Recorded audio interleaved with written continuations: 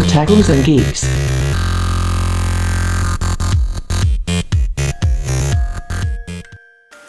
Welcome to TalkersandGeeks.com retro game look back, and this one is the big one. This is the big one. When you think of RPGs, two games usually come to mind when people, and it's Chrono Trigger or Final Fantasy. And Chrono Trigger is definitely one of my top 10 RPG games of all time. And why is that? It's because of the story. This really made use of time travel. And usually when you have a time travel storyline, things get really complex.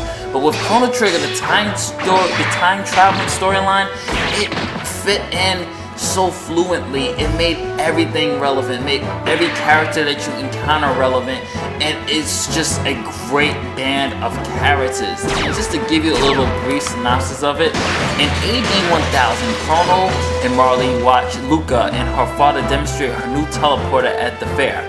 When Marle volunteers to be teleported, her pendant interferes with the device and creates a time portal in which she is drawn.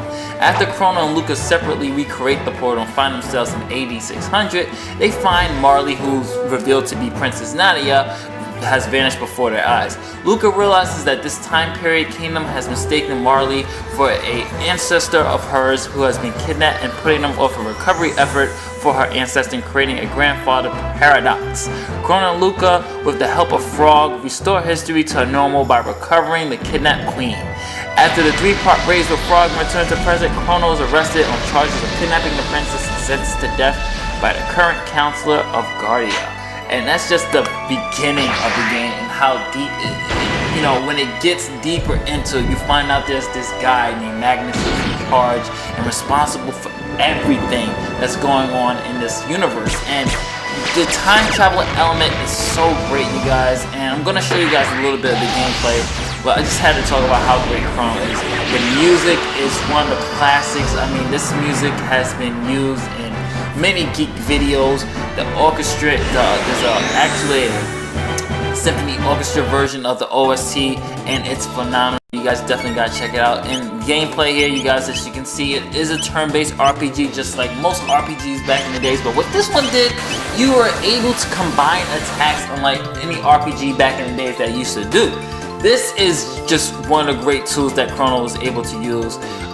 Great use of music, great use of sprites, and the controls were fluid. The gameplay was solid, and it's very challenging as you get more characters. One of the hardest things about the game is actually not the level of difficulty, but it's actually wanting to use which character to use. For me, I use Crono, Nadia, Princess Nadia, and Frog. That's my team that I usually use, but you also have a robot named Robo who's really cool. Lucca, her powers get really great down the line, so it's hard for you to decide which character that you want to use. And actually, my suggestion is for you to use every character and build them up. That way, when it comes to the final boss, you can use various characters and various different styles. And this is one of the worlds here. This is when you're actually gonna meet Robo.